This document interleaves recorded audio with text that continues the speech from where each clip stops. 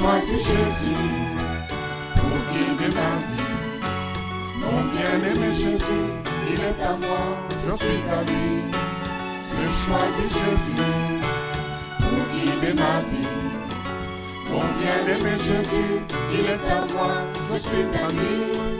J'ai choisi Jésus pour guider ma vie. Bonjour à toutes, bonjour à tous. Bonjour à vous qui nous suivez à distance. Que Dieu vous bénisse, que Dieu nous bénisse pour la présence de chacun.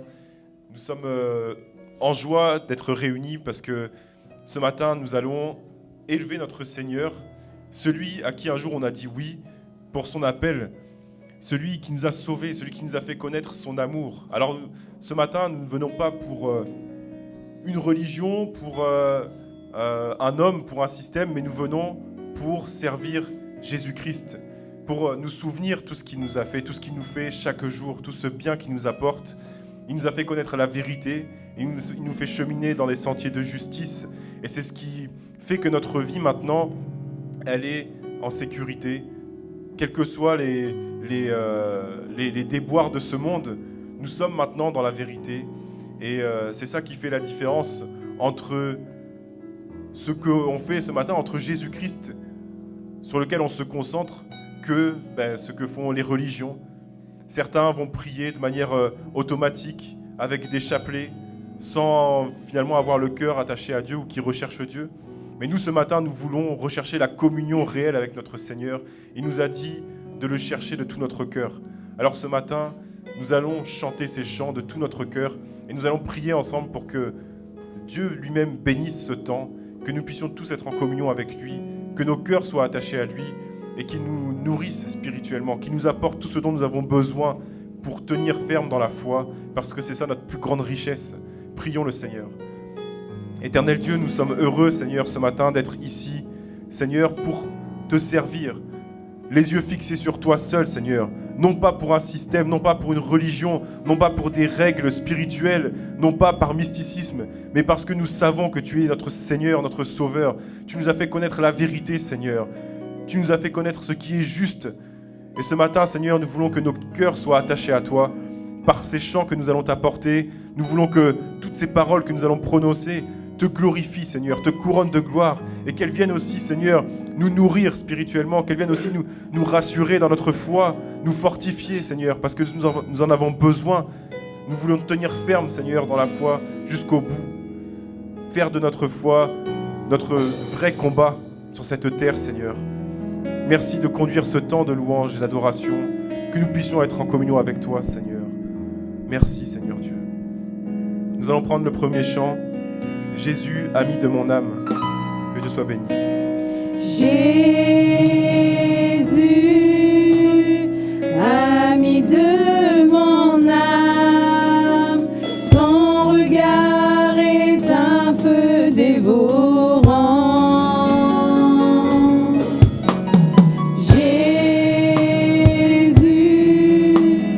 Laisse-moi te dire, je voudrais te suivre chaque jour.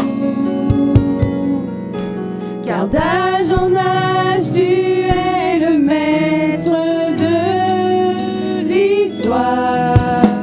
Dans tous les temps, nul n'est semblable à toi. Toi l'alpha et l'oméga, tu m'as aimé, et je vivrai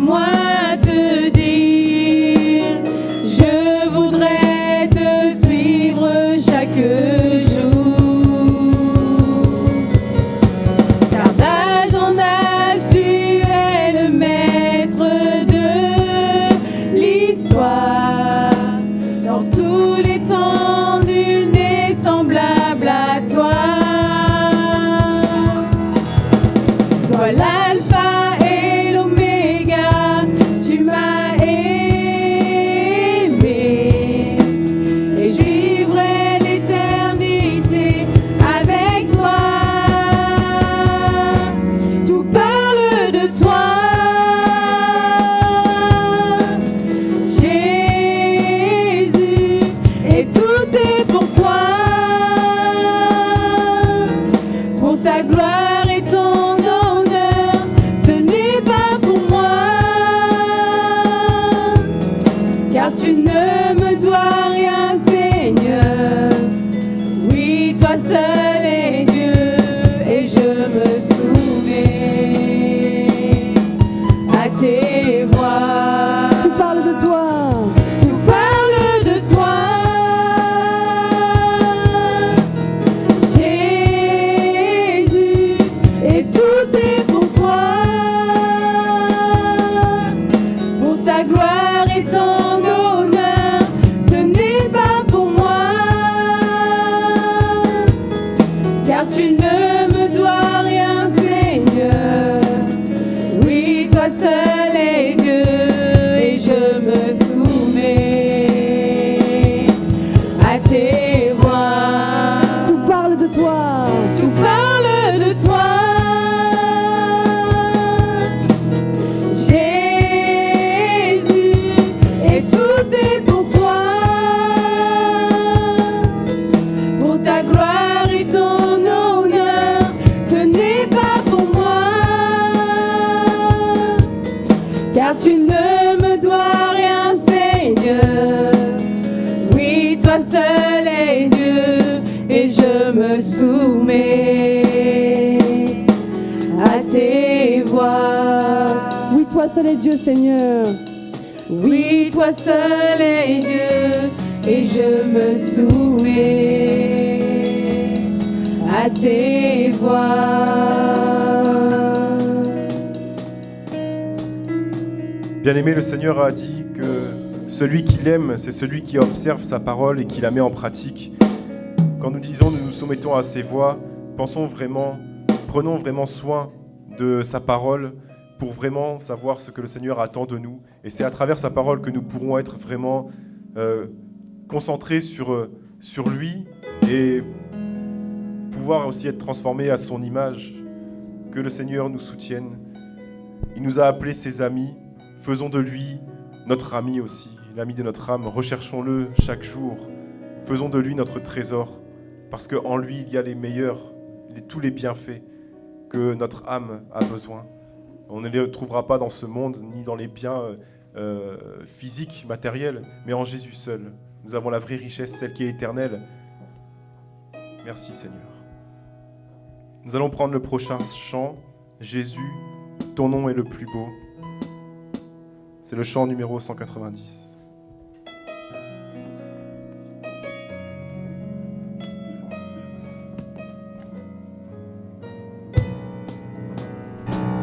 Jésus, ton nom est le plus beau, car il contient l'immense amour, l'amour de Dieu. Alléluia.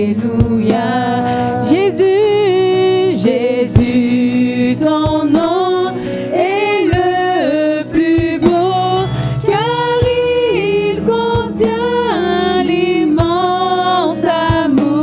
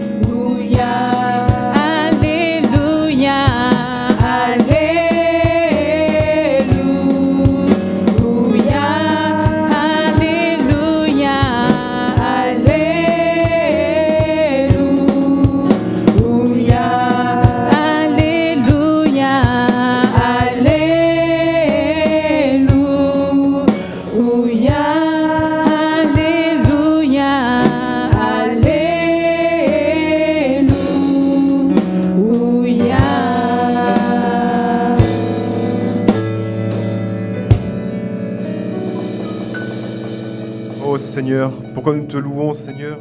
C'est parce que tu nous as sortis de notre errance. Tu nous as sortis de ténèbres, Seigneur. Tu nous as fait connaître le sens de la vie, la provenance, l'origine de la vie. Tu nous as donné cette vie dans un si grand amour, Seigneur, que nous ne connaissions pas autrefois. Et nous marchions avant selon le train de ce monde, selon ce que ce monde peut proposer pour satisfaire la chair. Nous suivions ça en pensant que c'était comme ça, en nous faisant une raison par rapport à la mort, Seigneur. Mais en fait, nous étions perdus, Seigneur. Nous étions perdus. Toi, tu nous as fait grâce, Seigneur, une si grande grâce de pouvoir connaître enfin ton amour, nous avoir fait entrer dans ton salut merveilleux, Seigneur, qui nous a enlevé, Seigneur, ce sentiment de vide dans notre cœur, qui nous a comblés, parce que maintenant nous savons vers quoi nous marchons. Nous savons que nous sommes entre tes mains. Seigneur, merci, Seigneur. Parce que quand nous regardons autour de nous, quand nous regardons vraiment l'humanité, le sort de l'humanité, ce dans quoi ce monde plonge, Seigneur, comme ténèbres, comme péché ou comme catastrophe, nous sommes en paix malgré tout cela, Seigneur. Et notre prière, Père, c'est que tous les humains puissent venir vers toi, Seigneur. Toi, le seul refuge. Toi, le Dieu de miséricorde. Toi, le Dieu d'amour, le Dieu de grâce, le Dieu de gloire, en qui tout est possible. Celui qui est le commencement et la fin. Seigneur, c'est toi que nous louons pour toutes ces raisons-là, Seigneur. Sois béni au siècle des siècles, au nom de Jésus. Amen.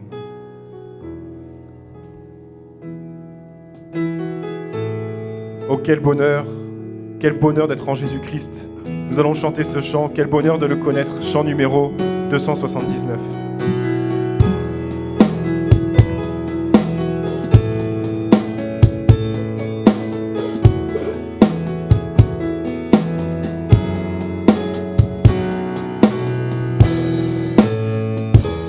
Oh, quel bonheur de le connaître, l'ami qui ne saurait changer, de l'avoir ici bas pour maître, pour défenseur et pour berger.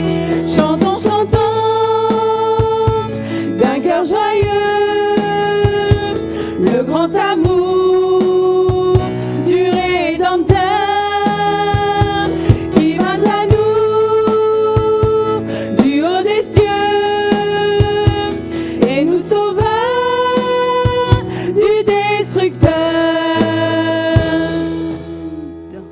Dans la misère et l'ignorance, nous nous débattions sans espoir. La mort au cœur, l'âme en souffrance, quant à nos yeux, il se fit voir. Chantons, chantons, d'un cœur joyeux, le grand amour du Rédempteur.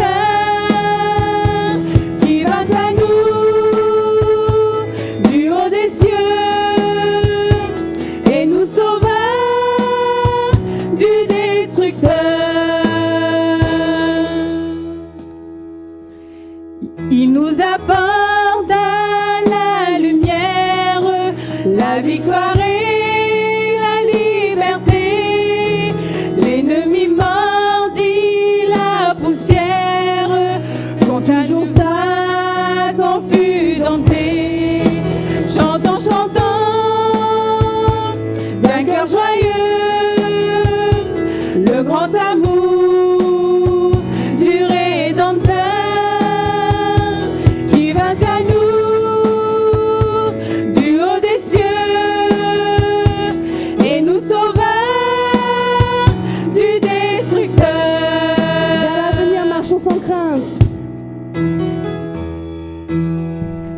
Vers l'avenir, marchant sans crainte et sans souci du lendemain, pas à pas nos pieds dans l'empreinte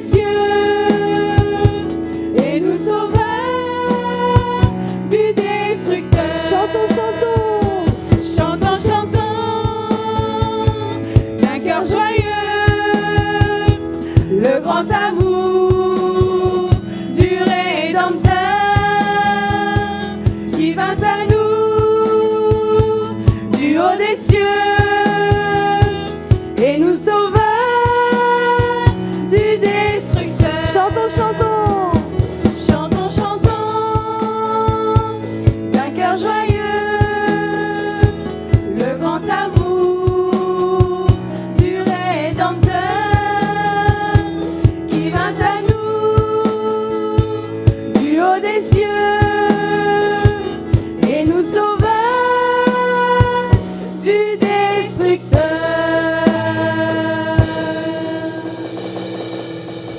Oh bien-aimés, soyons tous libres en Jésus-Christ. Chantons-le de tout notre cœur. Il n'y a pas de règles en Jésus, il n'y a pas de choses imposées, voilà, que nous devons faire pour lui plaire, mais seulement avoir un cœur disposé, un cœur pur devant notre Seigneur. Recherchons toujours à lui ressembler et à être dans la joie d'être ses serviteurs, parce qu'il n'y a pas de meilleur statut pour nous que d'être ses enfants, que d'être ses serviteurs. Nous avons le meilleur maître qui soit, qui prendra soin de nous. Voilà pourquoi nous n'avons pas à craindre ni le lendemain, ni les persécutions, ni quoi que ce soit.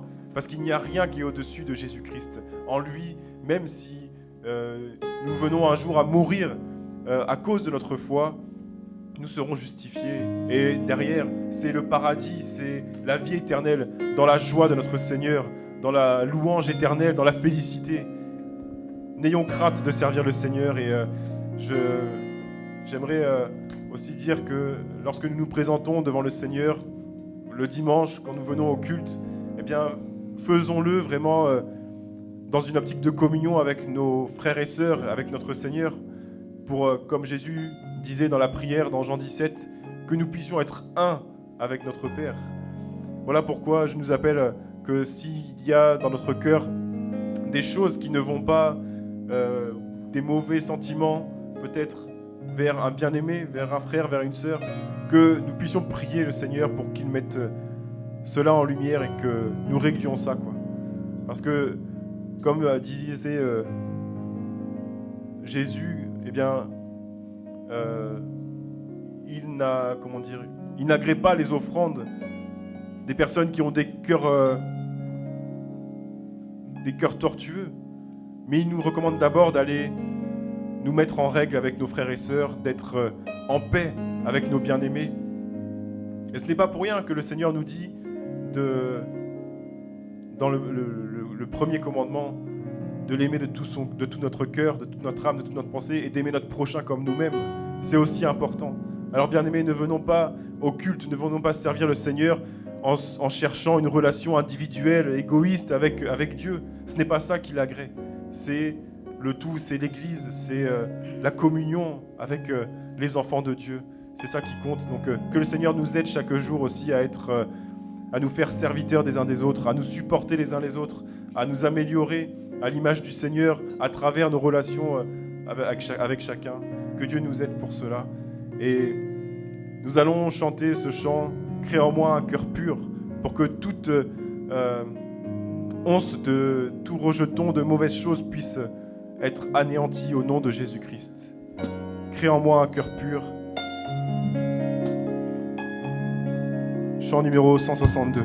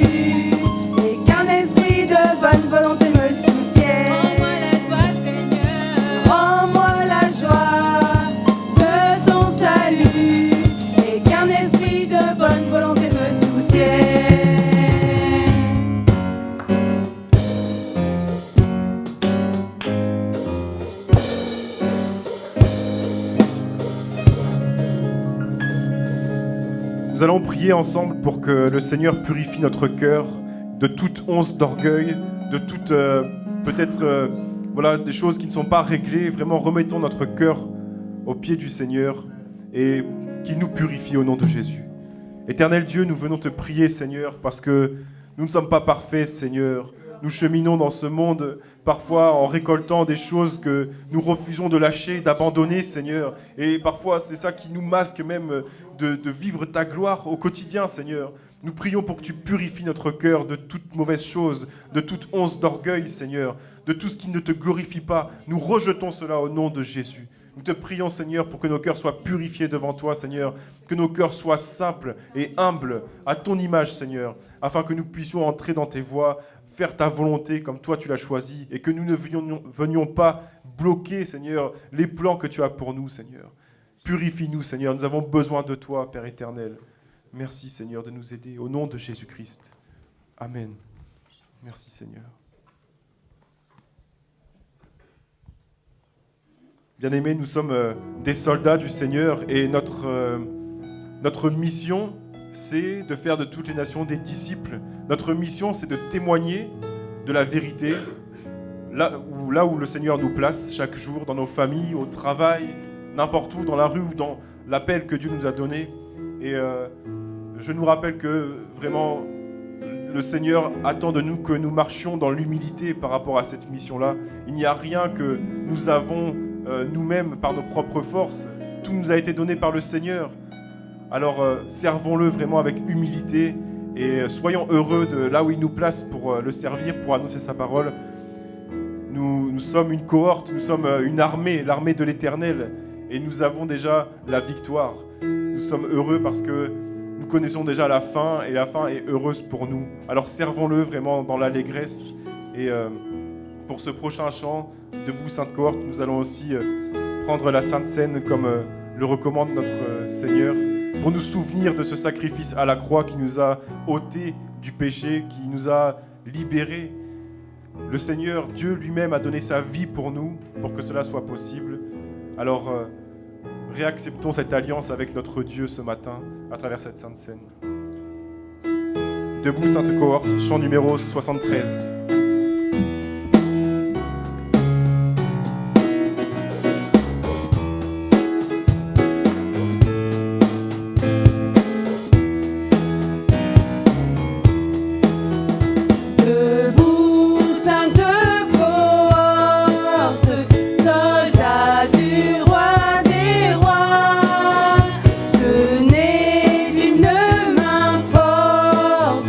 L'étendard de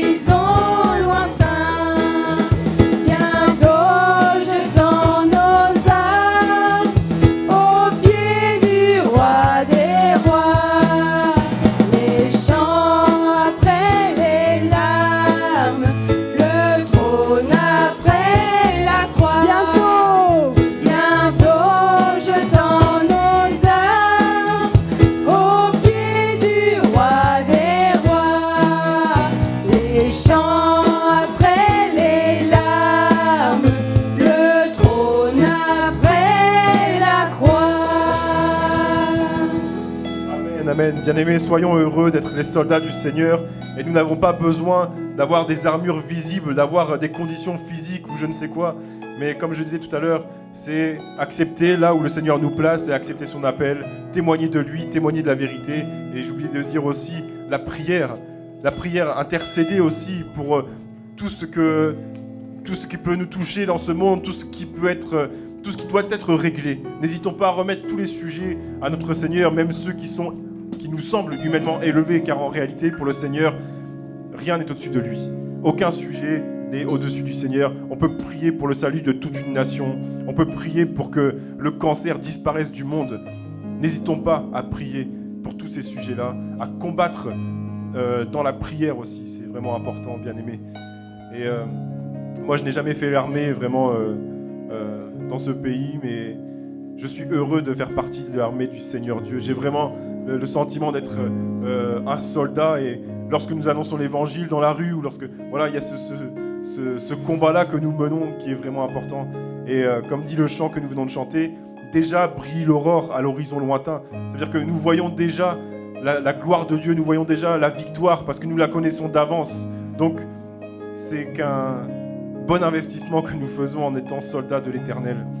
N'hésitons pas, ne reculons pas devant les difficultés, devant la pression, devant les persécutions, devant la moquerie, devant le rejet, les insultes. Ne reculons pas devant cela. Parce que nous ne cherchons pas l'approbation des hommes, nous cherchons notre Seigneur qui a la vie entre ses mains. Gloire à Dieu. Pour le prochain chant, je veux te louer Seigneur, nous allons aussi apporter nos offrandes. Je veux te louer Seigneur, chant numéro 204.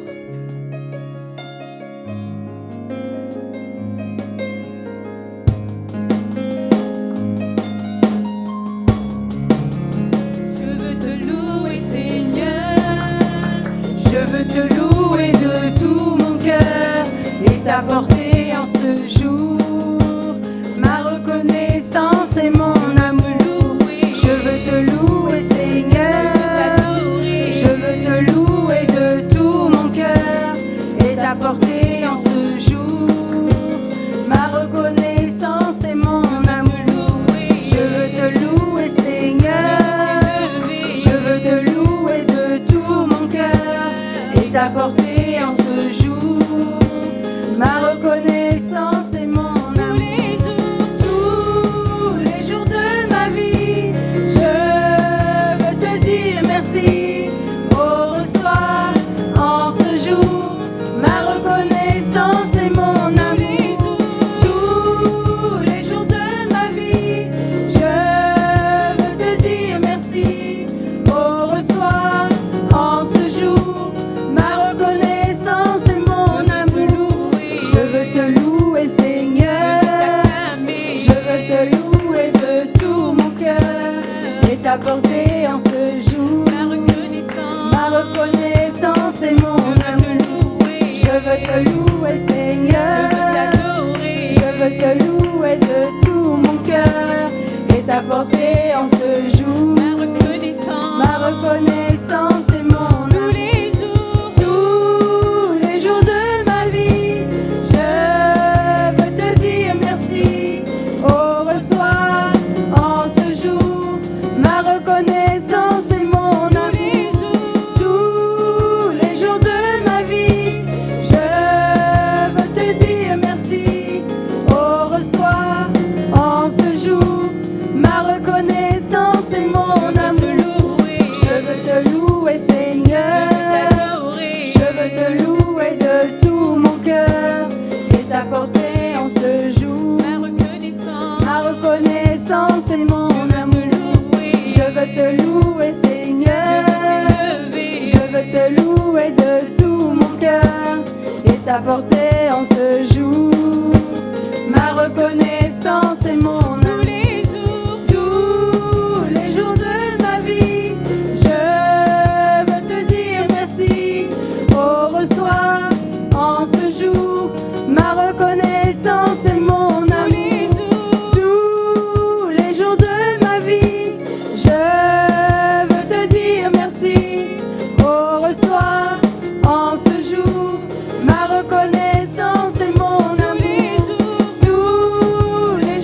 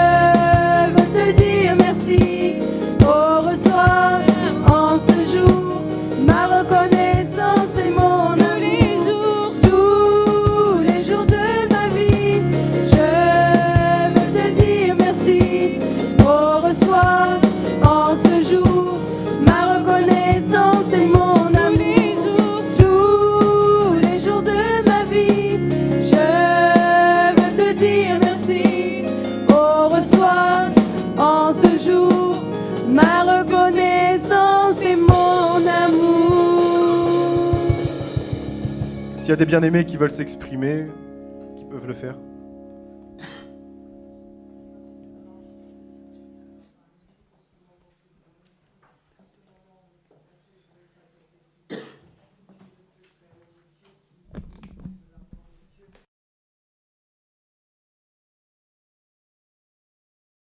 Sale, Seigneur, nous étions condamnés pour le feu éternel et tu es venu nous chercher, Seigneur. Quel privilège, Seigneur, de manifester ton amour, Seigneur. Quel privilège d'être rempli de ta paix, de ta joie, Seigneur. Quel privilège, Seigneur, de n'avoir aucune souffrance, Seigneur, par rapport à ce monde. Enfin, aucune souffrance. Quand je dis aucune souffrance, ça fait mal de voir ce monde souffrir. Ça fait mal de voir toutes ces personnes dans le péché, toutes ces personnes ignorantes. Mais par contre, nous, tu nous donnes la paix, Seigneur, malgré les préoccupations, malgré tout ce monde qui est dans le chaos, Seigneur. Merci pour ce privilège et efface, Seigneur, que ce monde vienne à toi. Glorifie-toi, Seigneur. Nous voulons voir ta gloire dans ce pays, Seigneur.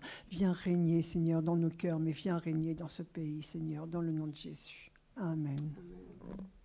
Oui, sois élevé, Seigneur, sois glorifié. Comme le dit ce chant, Seigneur, tous les jours de ma vie, je veux te dire merci, Seigneur. Merci parce que tu es là. Merci pour le sang versé, Seigneur. Merci pour le sacrifice que tu as accompli à la croix, pour la délivrance, pour la liberté. Merci pour le souffle de vie, Seigneur. Merci pour ta bonté, Seigneur. Car tes bontés, Seigneur mon Dieu, elles se renouvellent chaque matin, Seigneur mon Dieu. Tu es bon en tout temps et je veux encore te dire merci. Comme tu le dis dans ta parole, qu'en tout temps, Seigneur, nous devons te rendre grâce, Seigneur mon Dieu, parce que tu es là, parce que tu veilles sur nous, Seigneur. Reçois toute la gloire, Seigneur, toi le Dieu miséricordieux, Seigneur. Même lorsque nous sommes infidèles, tu es là, Seigneur mon Dieu. Tu ne manques point, Seigneur, à tes promesses, Seigneur, parce que tu n'es pas un homme pour mentir, Seigneur. Sois béni, sois glorifié. Aide-nous, Seigneur, à tenir ferme, Seigneur, à faire les choses par amour pour toi, Seigneur, mon Dieu. À faire les choses, Seigneur, à rechercher, Seigneur, les choses du ciel, Seigneur, et non pas la gloire sur cette terre, Seigneur. Gloire à ton nom, mon Dieu. Sois élevé dans nos vies, Seigneur. Seigneur, nous voulons te louer chaque jour de nos vies, pas seulement lorsque nous vivons dans la bénédiction, pas seulement lorsque nous sommes à l'aise financièrement ou lorsque nous sommes bien dans notre vie de tous les jours, mais nous voulons aussi te louer, Seigneur, lorsque nous sommes dans l'épreuve, parce que tu nous dis dans ta parole de voir les épreuves comme un sujet de joie complète, parce que ces épreuves, Seigneur, nous humilient, nous aident à te ressembler. Nous ne voulons pas, Seigneur, nous plaindre, Seigneur, de quoi que ce soit, parce que nous savons que tout ce qui nous arrive, c'est pour notre bien, notre perfectionnement. Seigneur, nous te prions pour que chaque jour, Seigneur, nous puissions nous rappeler de cela, Seigneur, pour ne pas avoir des cœurs oublieux, pour ne pas tomber dans le murmure, Seigneur, au risque après même de s'éteindre dans la foi, Seigneur. Nous ne voulons pas cela. Nous voulons demeurer conscients que tu es la source de toutes choses, Seigneur, et te faire confiance, même si, en apparence, les choses semblent aller mal, même si on peut souffrir parfois dans nos corps, même si on peut manquer peut-être de biens, d'argent, je ne sais quoi. En vérité, lorsque nous t'avons, Seigneur, nous avons tout. Nous avons la santé, nous avons toutes les richesses qui sont possibles. Aide-nous seulement à te faire confiance et à te louer, Seigneur, à te louer chaque jour, en proclamant ta majesté, en proclamant ton amour, en proclamant les bienfaits dans notre vie, en proclamant ta gloire et toutes les grâces que tu nous fais, Seigneur. Aide-nous, Seigneur, au nom de Jésus.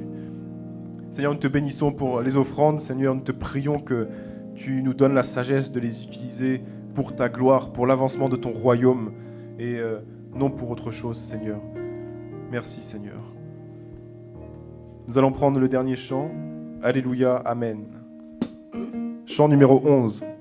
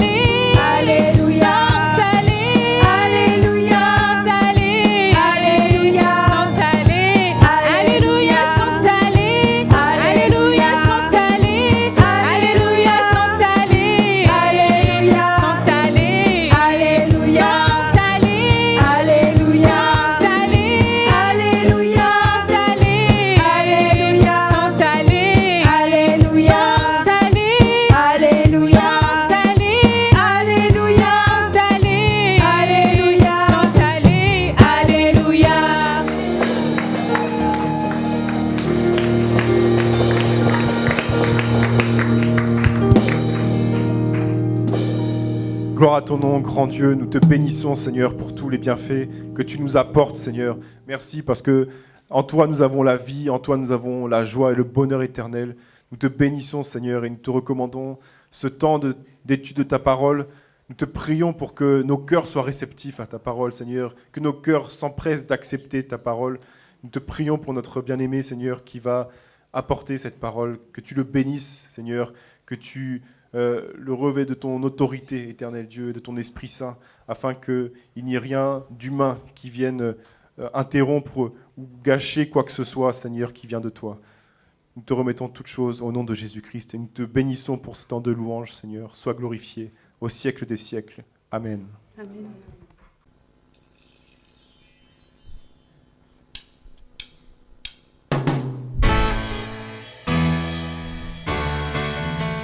J'ai choisi Jésus pour guider ma vie.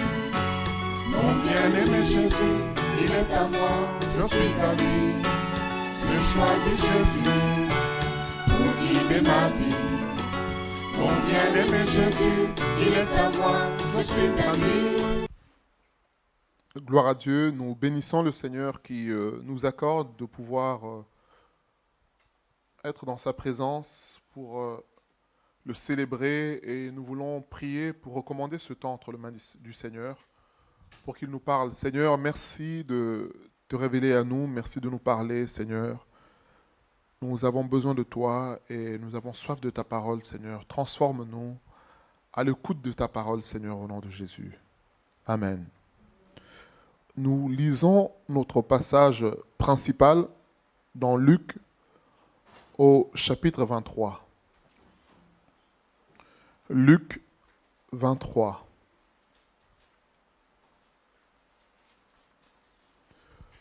Luc au chapitre 23. Nous lisons à partir du verset 33. Luc 23, 33. C'est facile à retenir, hein? Donc au sortir de ce temps dans la présence du Seigneur, nous retenons que nous avons lu Luc 23 à partir de 33. Lorsqu'ils furent arrivés au lieu appelé Crâne, ils le crucifièrent là, ainsi que les deux malfaiteurs, l'un à droite et l'autre à gauche. Jésus dit, « Père, pardonne-leur, car ils ne savent pas ce qu'ils font. » Ils se partagèrent ses vêtements en tirant au sort. Le peuple se tenait là et regardait. Les magistrats se moquaient de Jésus, disant, « Il a sauvé les autres, qu'il se sauve lui-même. S'il est le Christ, l'élu de Dieu. » Les soldats aussi se moquaient de lui, s'approchant et lui présentant du vinaigre. Ils disaient, « Si tu es le roi des Juifs, sauve-toi toi-même. » Il y avait au-dessus de lui cette inscription, « Celui-ci est le roi des Juifs. » On peut continuer la lecture ainsi avec les deux brigands. Le premier qui se moque aussi de Jésus. Et le Seigneur fait cette prière au verset 34. « Père, pardonne-leur, car ils ne savent pas ce qu'ils font. » Et tout de suite après, nous voyons que le peuple regardait le spectacle. Les magistrats se moquaient de lui. Les soldats se moquaient de Jésus. Le brigand à la croix se moquait aussi de Jésus. Mais Jésus a fait cette prière, pardonne-leur, car ils ne savent pas ce qu'ils font. Notre thème, le thème de notre partage aujourd'hui, c'est accuser ou prendre la place des autres. Vous savez, lorsqu'on lit ce qu'on lit là, Jésus aurait pu accuser le comportement des humains auprès de son Père pour dire, regarde comment ils se comportent. Je suis venu les sauver. Je suis venu leur faire du bien. Je suis venu pour que ces humains te connaissent, mais regarde ce qu'ils me rendent en retour. C'est ça que j'appelle l'accusation. Le fait de se plaindre des autres. Le fait de critiquer les autres. Bien-aimés, à tort ou à raison, puisqu'on se cache souvent derrière le côté « mais j'ai raison, ce que je dis est valable ». Là, ils se moquaient. Vous voyez, vous vous rendez compte, les magistrats. Attendez, un magistrat, ce n'est pas n'importe qui. Hein. Un magistrat, c'est celui qui est censé dire le droit. Celui qui est censé être impartial, juste, correct. Mais là, ils se moquaient de lui. Les soldats qui sont censés mettre en application le droit, la justice, ils se moquaient de lui, ils lui apportent du vinaigre, allez tiens, bois. En faisant croire certainement que c'est de l'eau alors qu'il savait qu'il avait soif. Et vous voyez toutes ces choses réunies, en méditant ce passage, je me suis dit, mais moi à cette place, qu'aurais-je fait? J'aurais certainement accusé ces gens-là. Mais Jésus savait que sa mission à lui, c'était de prendre la place de ce peuple, de prendre la place de tous les humains, de prendre la place des méchants. Bien-aimés, c'est ça l'évangile. C'est ça le cœur de l'évangile. Vous savez, si on n'a pas compris ça, on va tourner en rond. Qu'est-ce qu'on voit aujourd'hui? Beaucoup de chrétiens tournent en rond puisqu'ils sont dans les accusations. Ils accusent les autres. Ils pointent du doigt ce qui ne va pas chez l'autre. Mais le Seigneur Jésus nous ramène à la mission. À la vie du chrétien, ce n'est pas accuser l'autre, c'est prendre la place de l'autre. Se s'identifier à l'autre, s'identifier au méchant. Puisqu'en faisant ainsi, on pourra prier pour lui. En faisant ainsi, on pourra l'excuser. En faisant ainsi, on pourra l'approcher pour discuter avec. Vous savez, il y a des gens qui se comportent tellement mal qu'on n'a même pas envie de s'approcher d'eux. Mais le Seigneur nous dit ce matin, non, c'est pas ça, bien-aimés. Nous passons notre temps à accuser les autres. Nous passons notre temps à nous plaindre des autres. Nous passons notre temps à critiquer, à faire des conciliabules. Il y a des chrétiens qui sont spécialistes pour aller voir un tel pour dire, ah bah tu as vu, hein, il y a ceci.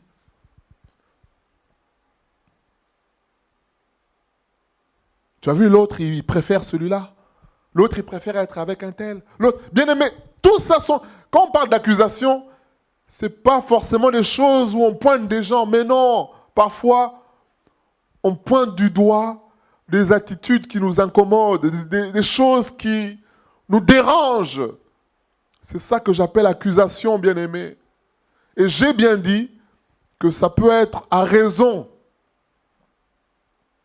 Mais qu'importe la raison, l'évangile, c'est de prendre la place de l'autre bien-aimé. Vous savez, un jour dans Jean chapitre 8, des religieux sûrs d'eux viennent avec une femme prise en flagrant délit d'adultère. Alors ils sont sûrs de leur coup. Hein. Ils viennent voir Jésus. Ils disent, Maître, nous savons que toi tu enseignes selon la vérité. Non seulement tu connais la parole, mais tu en donnes une bonne interprétation. Toutes ces choses-là que moi je dis, je rajoute, hein, ce n'est pas dit dans le texte, mais ils conditionnent le Seigneur Jésus par la flatterie pour bien le piéger. Alors ils disent, voilà cette femme qui a été attrapée en flagrant délit d'adultère. Or, nous savons que tu es attaché, comme nous, à la loi de nos pères, à la loi de Moïse, puisque Moïse était intouchable pour ces gens-là. La loi de Moïse dit qu'il faut lapider de telle femme, de telle personne. Ne mérite pas de vivre. Alors toi maintenant, qu'est-ce que tu dis? Et là, le spectacle est là, ils prennent les gens à témoin. On t'écoute, parle maintenant. Mais ils ont oublié que Jésus, c'est la parole de Dieu, la parole vivante. Ils ont oublié que Jésus, c'est le Fils de Dieu. Ils ont oublié que Jésus, c'est le Sauveur de l'humanité, le Messie. Ils ont oublié que Jésus est la manifestation de la grâce de Dieu. Il est la manifestation de l'amour de Dieu. Alors Jésus leur dit, ok, en ce que vous dites vrai. Quelqu'un qui fait le mal doit être puni. Maintenant, celui qui doit faire justice doit être lui-même irréprochable devant Dieu. Alors, faites justice. Je ne vous interdis pas, allez-y. Mais, attention, vous qui accusez, soyez vous-même irréprochable, puisqu'on vous jugera de la même justice que vous allez user de cette femme. On vous mesurera de la même mesure. Et qu'est-ce qu'on nous dit? Accusés par leur propre conscience. Vous voyez, bien aimé, le processus de l'accusation. On accuse les autres, mais le Seigneur nous dit, regardons à nous-mêmes. Quand tu accuses parce que l'autre a mal fait, mais en accusant toi-même, tu fais mal. Au lieu d'accuser, va voir la personne, va prier pour la personne, porte la personne vers Dieu. Prends la place de la personne. Jésus parle, on nous dit quoi? Que tous accusés par leur conscience se sont retirés. Chacun s'est souvenu qu'il avait une dette, un grief vis-à-vis de Dieu. Et ils sont tous partis.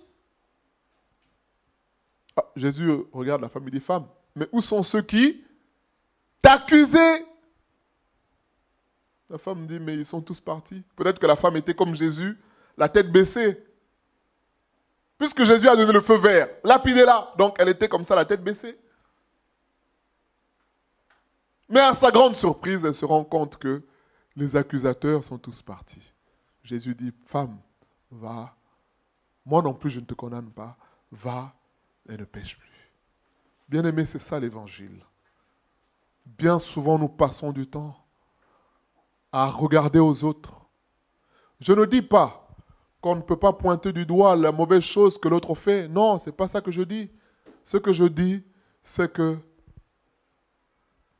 une fois qu'on a sujet à se plaindre, bien-aimé, prenons la place de l'autre. Il est écrit dans l'Apocalypse que Dieu a fait de nous un royaume et des sacrificateurs. C'est ça, être chrétien bien-aimé. Prendre la place de l'autre. C'est ça que le Seigneur attend de nous. Nous lisons Exode au chapitre 33. Exode au chapitre 32, pardon, pour commencer, ensuite 33. Exode 32.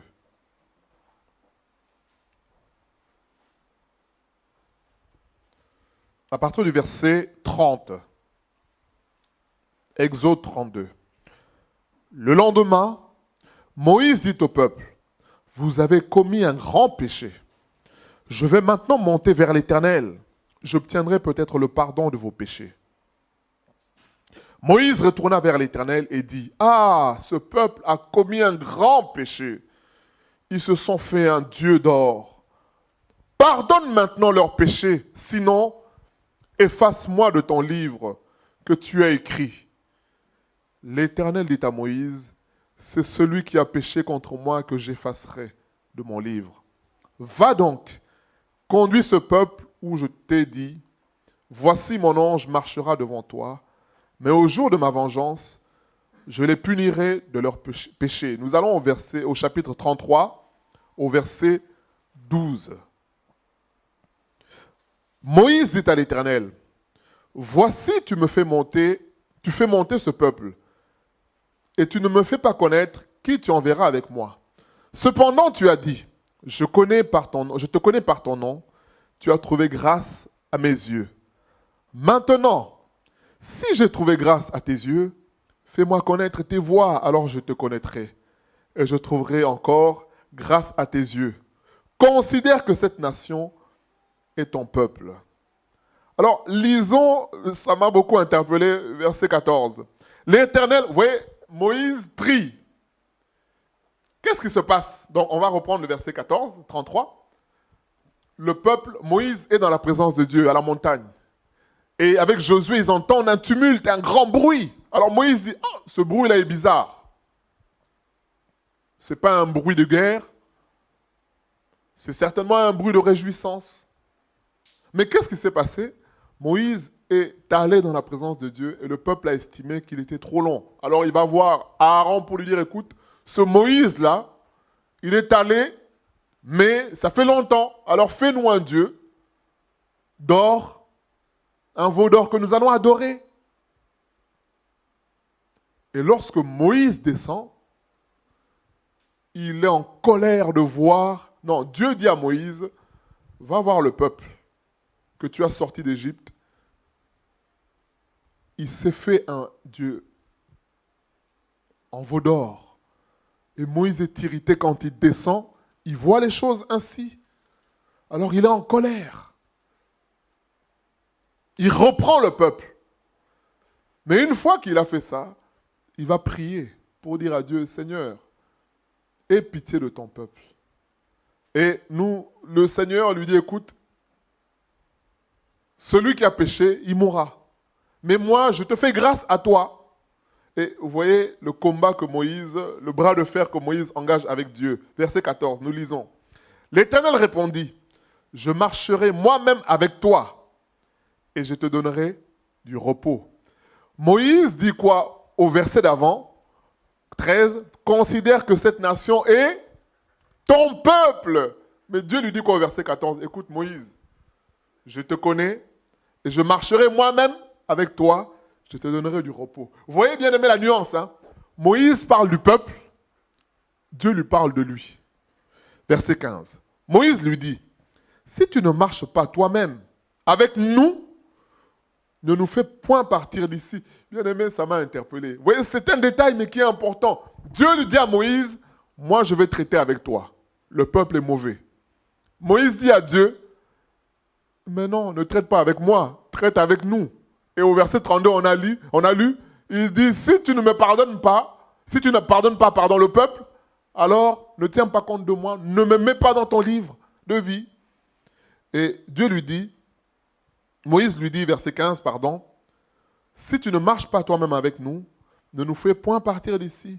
Comment sera-t-il donc certain que j'ai trouvé grâce à tes yeux, moi et ton peuple? Vous voyez, le combat de Moïse. Dieu lui dit, toi, Moïse dit, non, c'est pas moi. C'est moi, certes, mais c'est surtout ton peuple. Ne serait-ce pas quand tu marcheras avec nous et quand nous serons distingués, moi et ton peuple, de tous les peuples qui sont sur la surface de la terre. L'Éternel dit à Moïse, je ferai ce que tu me demandes, car tu as trouvé grâce à mes yeux, et je te connais par ton nom. Vous voyez bien aimé ce que Dieu dit à Moïse. Moïse a réussi à fléchir le cœur de Dieu. Bien aimé, le thème de ce matin, c'est accuser ou prendre la place des autres. Moïse a pris la place du peuple. Ce peuple était un peuple au cou raide. Dieu dit ça à plusieurs reprises. Exode 32, Exode 33, Exode 34, Exode 17. Il dit que c'est un peuple au cou raide. Moïse avait toutes les raisons d'accuser le peuple pour dire oui dans ce cas-là. Puisque Dieu lui dit, écoute, dans ce cas-là, moi j'élimine tout le monde. et je continue avec toi. Dieu dit non, ne fais pas ainsi. Quitte à faire cela, alors mets-moi aussi dans le peuple. Élimine-nous tous. Bien-aimés, voyez l'attitude de Moïse. C'est ça l'attitude que le Seigneur attend de nous, bien-aimés. De prendre la place des autres. Ce n'est pas la mission du pasteur. Ce n'est pas la mission de l'ancien ou du diacre. Non, bien-aimés. C'est la mission de tout chrétien. Luc 6,40 nous dit que tout disciple accompli sera comme son maître. Tout chrétien a cette mission-là, de porter les autres, de porter les méchants, au lieu de les accuser, bien-aimés. Pourquoi ne pas accuser? Le Seigneur ne veut pas qu'on accuse les autres, parce que, en accusant les autres, bien-aimés, qu'est-ce qu'on veut dire? On veut dire que finalement, Dieu a mal fait les choses. On veut prendre la place de Dieu. Nous lisons Genèse chapitre 3. Donc, premier point, pourquoi ne pas accuser les autres? En accusant les autres, on accuse Dieu lui-même d'avoir mal fait. On accuse son mari, puisqu'il est mauvais. En quelque sorte, on dit à Dieu, c'est le mauvais mari que tu m'as donné. On accuse les autres pour ses enfants. On dit à Dieu en quelque sorte, tu m'aurais donné les enfants du voisin, j'aurais été heureux. Nous lisons Genèse 3,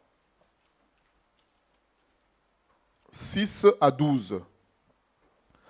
La femme vit que l'arbre était bon à manger et agréable à la vue, et qu'il était précieux pour ouvrir l'intelligence. Elle prit de son fruit et en mangea. Elle en donna aussi à son mari, qui était auprès d'elle, et il en mangea. Les yeux de l'un et de l'autre s'ouvrirent. Ils connurent qu'ils étaient nus, et ayant cousu des feuilles de figuier, ils s'en firent des ceintures. Alors, ils entendirent la voix de l'Éternel Dieu qui parcourait le jardin vers le soir. Et l'homme et la femme se cachèrent loin de la face de l'Éternel Dieu, au milieu des arbres du jardin. Mais l'Éternel Dieu appela l'homme et lui dit, « Où es-tu » Il répondit, « J'ai entendu ta voix dans le jardin, et j'ai eu peur parce que je suis nu, et je me suis caché. » Et l'Éternel Dieu dit, « Qui t'a appris que tu es nu? Est-ce que tu as mangé de l'arbre dont je t'avais défendu de manger ?» L'homme répondit, « La femme que tu as mise auprès de moi m'a donné de l'arbre, et j'en ai mangé. » Bien-aimé, Dieu parle à Adam et lui dit, écoute, qu'est-ce qui se passe? As-tu mangé le fruit de l'arbre dont je t'avais défendu de manger? Vous voyez la réponse d'Adam, c'est quoi?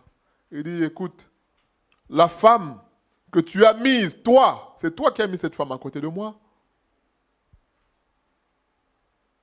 Elle m'a donné de l'arbre et j'en ai mangé. Bien-aimé, c'est ça l'attitude que nous avons. La facilité d'accuser les autres. La facilité de dire, c'est pas de ma faute. Mais vous savez, ça cache quoi? Le vrai problème derrière ça, bien-aimé. Le vrai problème, c'est l'orgueil. Le vrai problème qui se cache derrière, c'est l'orgueil. Moi, je n'ai pas de problème. Moi, je suis bien. Le problème, ce sont les autres. Parce qu'ils ne me comprennent pas. Je ne comprends pas. Tout le monde est contre moi. Mais tout le monde est injuste. Les gens sont jaloux. Les gens sont méchants. Puisqu'on s'estime soi-même être irréprochable. C'est ça, bien-aimé. La racine de l'accusation, c'est l'orgueil. Mais ce qui est plus grave, c'est ce qu'on a dit en premier point, c'est qu'en accusant les autres, en réalité, on accuse Dieu. C'est ça le vrai problème. Vous voyez là, Adam ne dit pas à Dieu, c'est ta faute. Non, non, non, non, non. Il dit, c'est la femme que tu m'as donnée. Autrement dit, tu aurais fait un autre choix, un bon choix, ou moi-même j'aurais choisi, je n'aurais pas choisi une femme comme ça. Bien aimé, voyez là où ça va. Adam accuse Dieu. Et c'est ce qui arrive souvent. On accuse un père, puisqu'il ne s'est pas comporté en père. Puisqu'on aurait nous aimé, on se dit, bah, si moi j'avais fait les choses, je n'aurais pas fait les choses ainsi. Je me serais choisi un bon père. En réalité, on accuse Dieu. Vous savez, ça c'est une parenthèse. Hein? Il y a des gens aujourd'hui, je suivais un sénateur américain qui a déposé plainte contre Dieu. Ça peut faire rire les gens, mais ce sont des réalités. Il a déposé plainte contre Dieu. Alors, en lisant l'article, les journalistes lui posent la question en disant, mais quel toupet, tu déposes plainte contre... Il dit, oui, je dépose plainte contre Dieu puisqu'il y a des catastrophes naturelles, puisqu'il y a des intempéries. En plus, c'est dans l'actualité aujourd'hui, hein. Partout. En Corse, il y a eu 6 morts la semaine dernière, cette semaine. On a eu 3-4 semaines de chaleur intense, de canicule. On a eu de feux de forêt partout. Sans compter les 2 ans du chapeau Covid. Et toutes ces choses-là amènent les gens à trouver un coupable. Et ce sénateur l'a dit, oui, mais parce qu'il y a des catastrophes. Il y a trop de choses. Alors les journalistes lui disent, mais c'est insensé ce que vous faites. Alors il explique sa démarche. Bon, ça m'a nuancé un peu. Il explique sa démarche en disant, en fait, c'est, comment dire ça, c'est ironique. Il dit, je fais cette démarche-là pour montrer l'absurdité dans le monde dans lequel on est, où les gens sont irresponsables. Il dit, aujourd'hui aux États-Unis, les juges croulent sous les dossiers. Pourquoi? Parce que il y a des gens aujourd'hui aux États-Unis qui portent plainte contre le McDo ou le fast-food, puisqu'ils sont accros à cela. Alors ils portent, mais ce sont des réalités bien aimées, ils portent plainte contre le McDo ou tout ce qu'on veut, KFC, sans faire de pub, contre ces enseignes-là, puisqu'ils sont accros à ça. Et du coup, ils ont des problèmes d'obésité. Et bien aimé, les juges prennent ces plaintes-là. D'autres portent plainte, et c'est ce sénateur-là qui dit, ils portent plainte parce que, contre une chaîne de télé par exemple, France 2 ou TF1, puisqu'ils sont accros à la chaîne de télévision. Et ils portent plainte. Bien aimé, quand tu entends ça, ça te fait sourire toi, mais ce sont des réalités. C'est pas normal. Dans ce cas-là, je pense qu'ici en France, les gens porteraient plainte contre TF1 parce que les Feux de l'amour, ça fait peut-être 20 ans. Je ne sais pas si ça continue toujours aujourd'hui, je ne sais pas. Mais ça fait peut-être 20 ans que les gens suivent ça. Sur France 3, il y a non, j'ai oublié à Marseille, là. J'ai oublié le nom de l'émission. À Marseille, Plus belle la vie, voilà. Moi, je connais des gens, des collègues, hein, des costauds, des hommes. Mais à 19h, il doit regarder son émission, puisque il ne faut pas qu'il loupe. Et vous voyez des gens comme ça, il va porter plainte. Puisqu'il se dit, à cause de la chaîne, je suis esclave.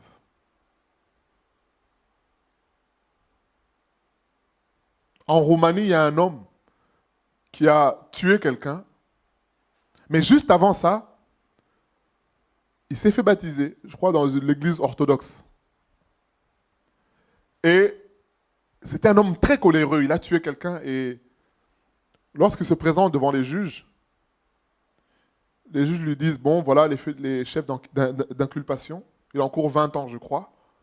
Il dit, moi, j'aimerais aussi porter plainte contre Dieu puisque celui qui m'a prêché m'a dit que Dieu allait changer mon cœur. Alors, je porte plainte contre Dieu pour publicité mensongère. Puisqu'il était censé me donner un nouveau cœur. Mais je me rends compte que je suis toujours méchant puisque j'ai tué cet homme-là. Donc, on m'a menti.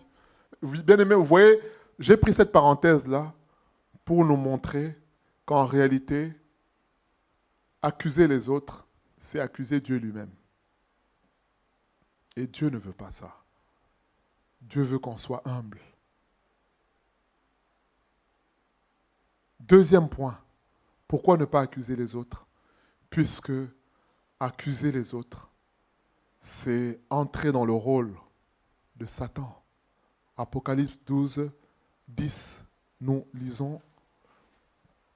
C'est un des noms du diable, de Satan, l'accusateur. Prenons conscience de cela. Apocalypse 12, 10.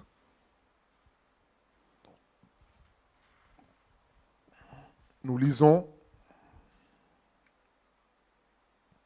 Et j'entendis dans le ciel une voix forte qui disait, maintenant le salut est arrivé, et la puissance et le règne de notre Dieu, et l'autorité de son Christ, car il a précipité l'accusateur de nos frères, celui qui les accusait devant notre Dieu. Comment? Jour et nuit, bien-aimé. Quand tu accuses les autres, bien-aimé, tu deviens un agent de Satan. Mais tu ne décides pas en disant je vais être... Non, tu ne décides pas, non. Mais, ce faisant, tu deviens un agent de Satan, bien-aimé. Donc, souviens-toi de cela.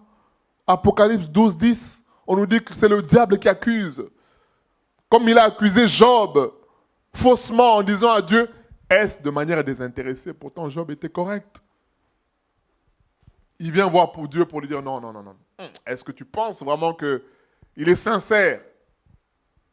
Non. La preuve, c'est que si tu lui prends ceci, cela, tu vas voir comment il te maudit en face. Bien-aimé, vous voyez,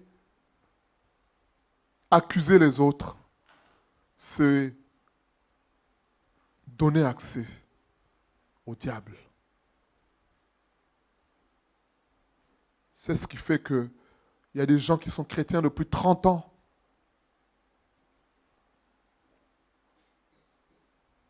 Il va te dire, moi je prie, moi je fais ci. Mais quand tu discutes avec lui, il est toujours en train de se plaindre d'un tel. Ah, tu sais un tel, tu sais, bien aimé. À partir d'aujourd'hui, l'exhortation, c'est pour nous dire, quand quelqu'un vient comme ça, tu dis, écoute mon frère, ma soeur, moi je ne veux pas entendre ces choses-là. Prions pour la personne. Et bien aimé, il faut avoir le courage de ça, parce que tu sais que quand tu vas dire ça, ça va mettre un froid dans votre relation. Mais comme on veut garder nos relations, on est prêt à entendre ce que l'autre nous dit. On est prêt à écouter. Même si on ne réagit pas, mais au moins, mais non, bien-aimé. Il y a des chrétiens qui tournent en rond, puisqu'ils sont toujours en train d'accuser. C'est la faute des Allemands. C'est la faute de la guerre. C'est la faute du gouvernement. C'est la faute de ceci. C'est la faute de cela. C'est la faute du diable. C'est la faute... Mais bien-aimé,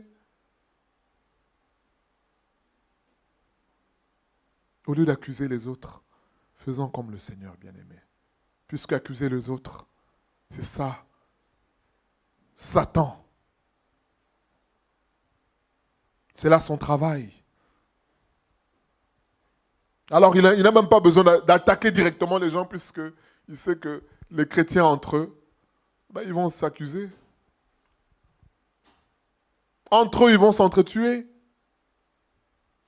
Bien-aimés, prenons conscience de cela. Est-ce que je veux me contenter d'accuser les autres?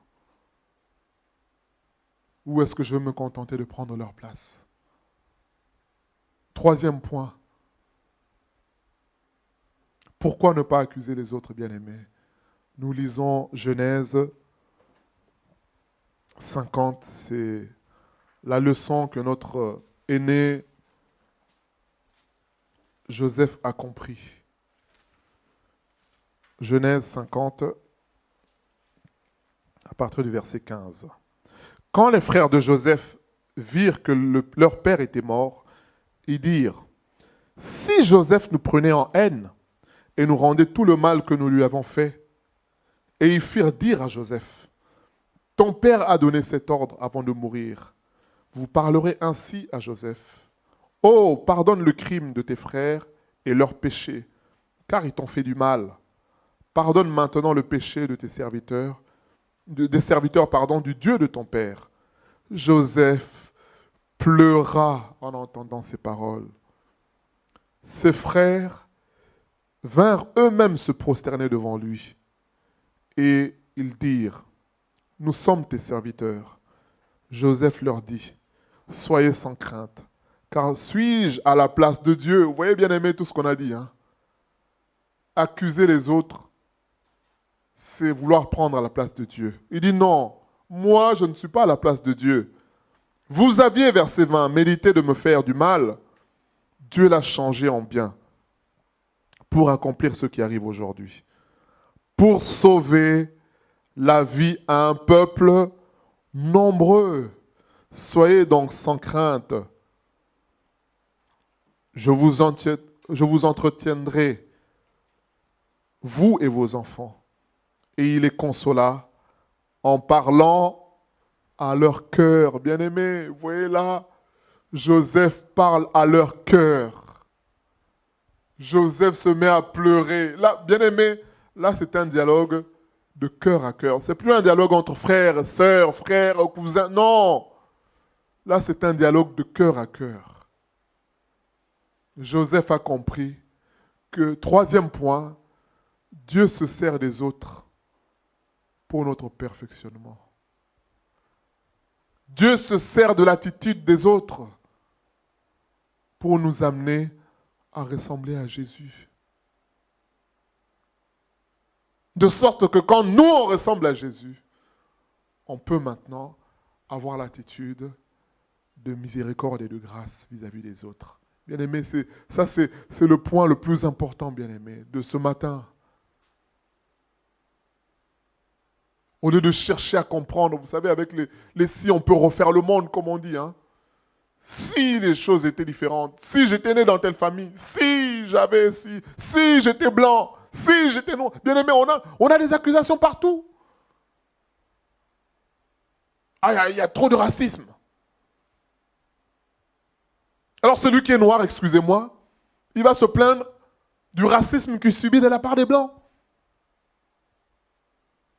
Ah, j'arrive pas à trouver du travail parce qu'en France, il y a du racisme. Je discutais avec un frère dans un pays étranger. Il me disait, il y a trop de racisme ici. J'ai fait des études. Le frère a fait des grandes études. Mais il se retrouve à avoir des boulots de manutentionnaire, des boulots qui n'ont rien à voir avec ses qualifications. Et finalement, la conclusion, c'est de dire, ah non, les gens sont racistes. Alors, c'est peut-être une explication. Mais une fois que tu as l'explication, qu'est-ce que tu en fais? C'est ça le plus important. Quelle est la conclusion? Bon, les gens sont racistes, d'accord. Maintenant, une fois que tu as fait ça, qu'est-ce que tu vas faire? Ah, moi, j'aime pas. Ah, bah, c'est là où est le problème. Non. Si tu as fait le constat que les gens sont racistes, dans ce cas-là, prie pour que Dieu te donne un cœur pour pouvoir aimer ces gens-là, bien-aimés. C'est ça la réalité, bien-aimés. Mais à contrario aussi, il y a aussi des gens qui vont dire, ah, les Noirs sont racistes. Mais il y a des Blancs qui subissent aussi le racisme, bien-aimés. C'est une réalité. Mais en réalité, bien-aimés, le problème, ce n'est pas d'être blanc ou d'être noir. Le problème, c'est le cœur de l'homme qui est mauvais. Puisque les Français, entre eux, on voit comment les Corses se comportent vis-à-vis des autres. On voit comment les Parisiens se comportent vis-à-vis des autres. On voit comment parfois les gens du Sud se comportent vis-à-vis des gens du Nord. Certains se moquent. Il fut un temps, mais même encore aujourd'hui, on ne va pas se cacher. À la télé, ceux à TF1 ou France 2. Mais les gens qui ont un accent, c'est très rare de les voir. Puisqu'on choisit des gens qui parlent bien français. À tel point que M. Castex, les gens se moquaient de lui pour son accent. Bien aimé, c'est une réalité. Puisqu'on veut des gens qui sont comme nous. Quand l'autre est différent, bien aimé, regardons. Dans les pays africains. Mais c'est là même, les mêmes qui disent qu'il y a trop de racisme. Mais eux-mêmes, c'est là qu'il y a le vrai tribalisme. Ah, lui, il est du Nord. lui il est du sud, lui il est de l'est. Ah non, on ne doit pas se marier avec les gens de tel. Non, mais ce n'est pas une question de race, de blanc ou noir, non. C'est dans le même pays. Tout ça pour nous dire, arrêtons avec des fausses excuses. Ce sont des excuses, bien-aimés. Le vrai problème, c'est qu'est-ce que Dieu veut faire de moi. Bien-aimé, Joseph, regardez la souffrance que Joseph a vécue. Victime de la jalousie de ses frères. Mis dans une citerne pour être tué. Ensuite vendu. Il quitte ses terres. Il quitte ses parents. Se retrouver à l'étranger un enfant, un jeune.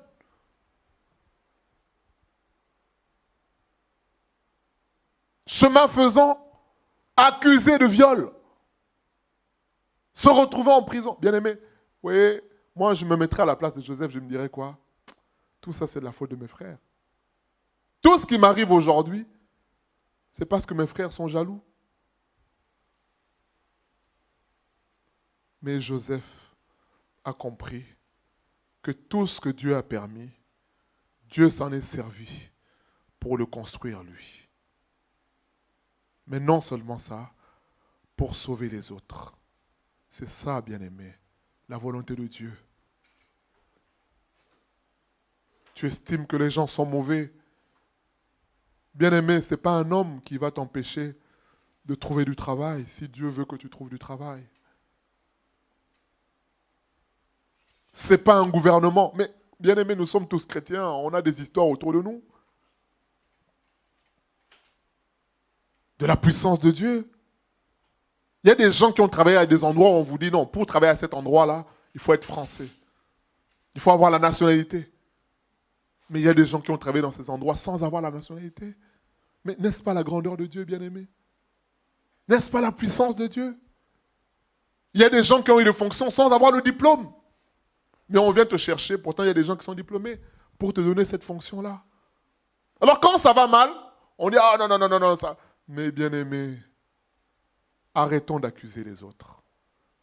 Accepte l'injustice. Accepte la méchanceté. Accepte les moqueries. Comment accepter ça? En prenant la place de l'autre. En disant, bon, Père, pardonne Seigneur parce qu'il n'est pas conscient de ce qu'il fait. Et donne-moi l'amour.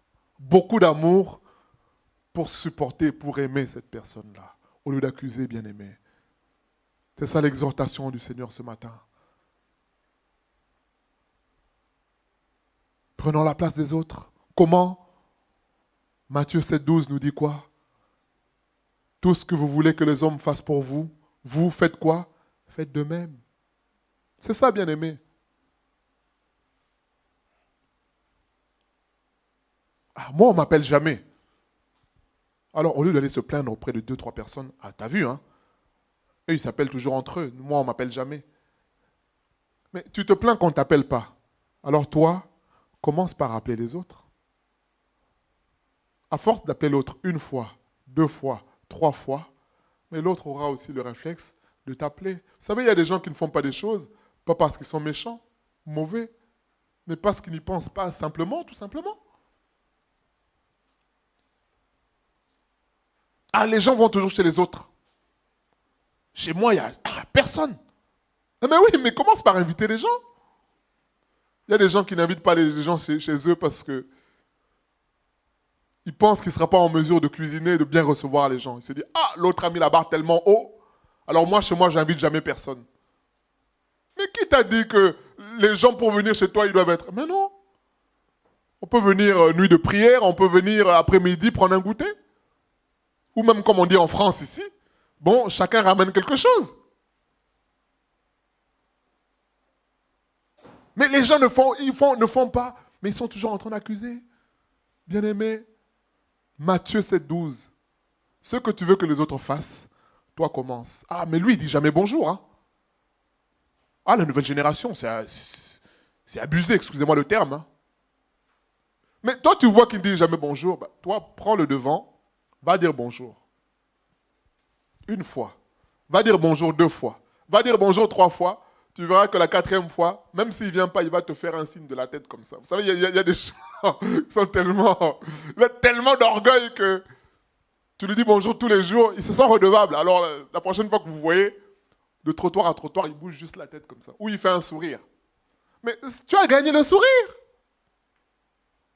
Et un jour, ça sera une conversation. Ah, il fait chaud, hein. Ou alors quand il fait beau, oh, il fait beau aujourd'hui, là, les gens sont de bonne humeur. Ça t'amène à discuter avec la personne. Mais nous, on attend toujours que ça vienne des autres. Bien aimé, non. Ce que tu te plains chez l'autre, toi, commence par le faire. Et Dieu utilisera cela pour toucher l'autre. C'est ça le conseil que nous donnons aujourd'hui. Romains 15, 1, qui nous dit, ceux qui sont forts soutiennent les faibles. Quand tu accuses l'autre, c'est que tu estimes qu'il y a des manquements. Alors toi qui es fort, bah, prends la place du faible. Compense sa place. Oh là là, l'intercession, on se retrouve toujours à 2. On se retrouve toujours à 3. Mais les chrétiens, ils abusent. Les chrétiens, pourtant le dimanche, il y a beaucoup de monde. Mais non, bien-aimé, arrête d'accuser les autres. Dis, bon, à l'intercession, on est 2. Seigneur, donne-moi la joie de louer à la place des autres. Bien-aimé, c'est ça. Il y a des gens, ils vont faire le culte, le cœur serré. Ah, même un tel n'est pas venu. Même un tel n'est pas venu. Même un tel n'est pas venu. Mais à quoi ça sert que quelqu'un vienne si le cœur n'y est pas? À quoi ça sert? Et ça t'amène à accuser, à murmurer. Quand on dit accuser, c'est quoi? Murmurer. Mais non. Toi, prends la place de l'autre. L'autre ne veut pas. Bon, Seigneur, je veux faire à sa place. C'est ça, bien-aimé. Ça va t'éviter d'avoir le cœur mauvais. Ça va t'éviter d'avoir des mauvaises pensées. Ça va t'éviter d'être l'agent du diable. Et surtout, ça va t'amener à entrer dans le plan de Dieu, bien-aimé. D'accepter de mourir pour les autres. Bien-aimé, c'est ça l'évangile. C'est ça la parole de Dieu. Nous allons finir. Vous savez, c'est un témoignage que j'ai souvent donné. C'est une chrétienne, une fois, qui a des frères. Et les parents la sollicitent toujours pour lui dire, écoute, va laver le véhicule, va faire ceci, va mettre le carburant. Et un jour, la chrétienne, j'étais présent ce jour-là, elle dit, non, c'est trop, c'est abusé, c'est toujours moi, c'est pas normal. Pourquoi c'est toujours moi? Et les autres, ils font rien, ils s'en sortent bien. Moi, j'ai dit à la chrétienne, mais c'est toi qui es chrétienne. Les parents te sollicitent toi, parce que c'est toi qui es chrétienne. Oui, mais les autres, ils s'en sortent bien. Oui, mais les autres, ils ne connaissent pas le Seigneur. Mais toi, si tu parles, tu deviens mauvais parce que les autres sont mauvais, finalement, où est la vie de Dieu en toi? Les autres seront touchés quand toi, tu vas te sacrifier pour eux, tu vas prendre leur place.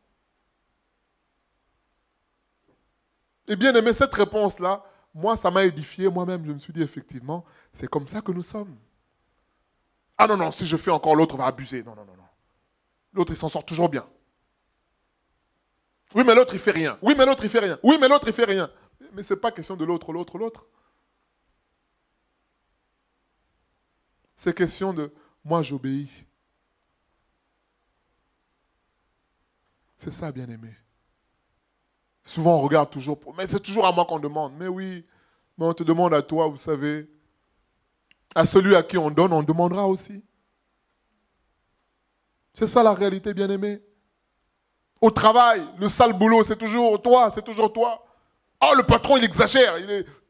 Parce que je suis trop bon. Ah, maintenant, je vais être comme les autres. Mais non, mais toi, tu as Dieu. C'est ça qui fait la différence. Vous voyez ce que Moïse dit, hein? Il dit, sois avec nous de sorte qu'il y ait une différence entre les peuples et nous. Mais c'est ça, bien-aimé, nous chrétiens. À 18h, le chef vient, il dit, allez, tiens, il y a un boulot, allez. Tiens, c'est pour toi. Parfois même les collègues disent, ah, c'est pour un tel. Puisqu'ils sont pressés de partir. Mais humainement, la chair souffre. Parce que tu dis, ah, Mais eux, ils partent pour le même travail qu'on fait. Et parfois le même salaire, voire même moins. Mais les autres s'en sortent bien. Vous voyez, bien aimé, les accusations, comment ça fonctionne? En plus, lui, il gagne mieux que moi. Et non. Or, bien aimé, en faisant cela, tu fais un travail de cœur. De sorte que le jour où tu vas parler à cette personne-là de Dieu, elle pourra t'écouter parce que ta prédication ne se limite pas simplement à parler, mais la vie que tu manifestes, le fait de te sacrifier pour les autres, ça va interpeller, bien-aimé. C'est ce que nous dit Matthieu 5, 13 à 16. Que votre lumière luise ainsi devant les hommes, qu'ils voient vos bonnes œuvres, votre bon comportement, et qu'ils glorifient Dieu.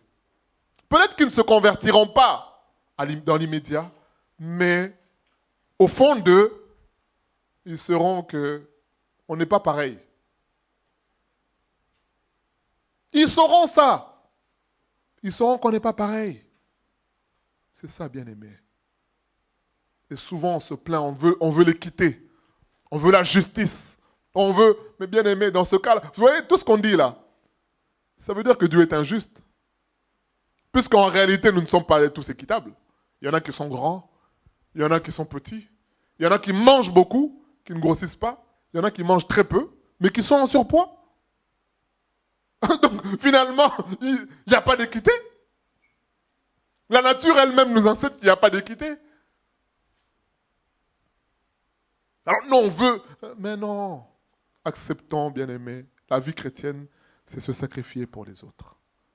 C'est donner sa place, prendre la place du méchant pour dire, bon, je prends la place, je me sacrifie. Seigneur, aide-moi. C'est ça que le Seigneur veut faire, bien-aimé, aujourd'hui. Que le Seigneur nous aide à sortir des accusations, à sortir du fait de toujours pointer du doigt, c'est l'autre, c'est l'autre. Non, regardons à nous-mêmes, disons, Seigneur, donne-moi un cœur grand pour supporter le méchant, de sorte que je puisse prendre sa place. Seigneur, nous bénissons ton nom pour ta parole de ce matin. Et nous prions pour que tu nous aides, Seigneur, à sortir des accusations et à prendre à la place des autres, Seigneur. C'est ça l'évangile. Il est écrit dans Jean 3,16 que car Dieu a tant aimé le monde qu'il a donné son Fils unique afin que quiconque croit en lui ne périsse point mais ait la vie éternelle. Seigneur, nous prions pour que tu nous aides à avoir la même attitude que notre Maître Jésus, à avoir l'attitude de Joseph, à avoir l'attitude de Moïse, à avoir l'attitude de tant d'autres, de David, Seigneur, à prendre à la place des autres, Seigneur. Au nom de Jésus.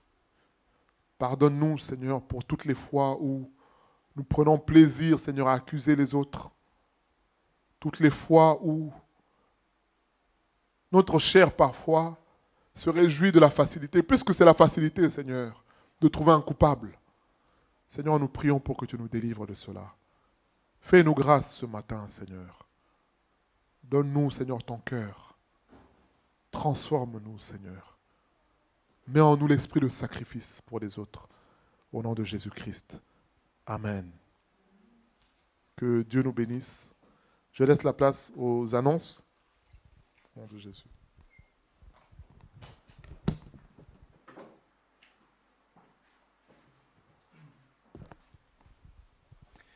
Gloire à Dieu, donc juste des annonces habituelles. Nous nous réunissons le mardi, ici à Grand Couronne, pour un temps d'études bibliques entre 18h et 19h30. Ce temps-là est aussi diffusé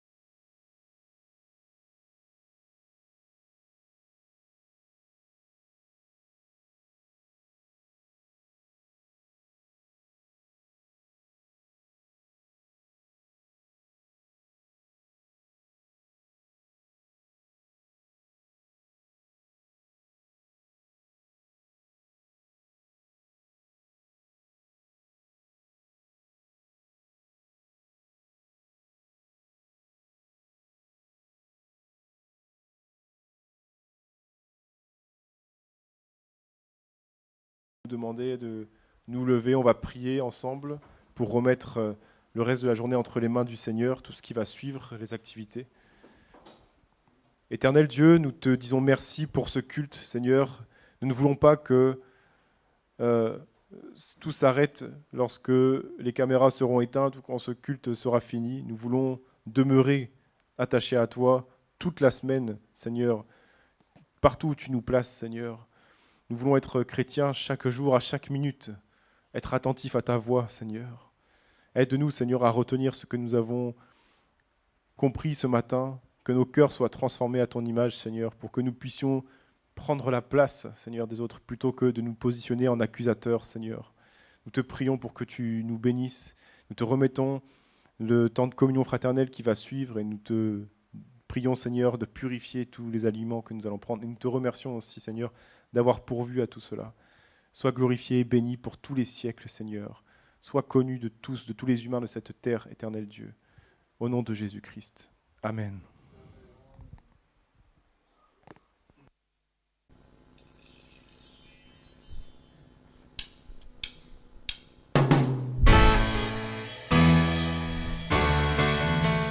J'ai choisi Jésus pour guider ma vie. Mon bien-aimé Jésus, il est à moi, je suis à lui. J'ai choisi Jésus pour guider ma vie. Mon bien-aimé Jésus, il est à moi, je suis à lui. J'ai choisi Jésus.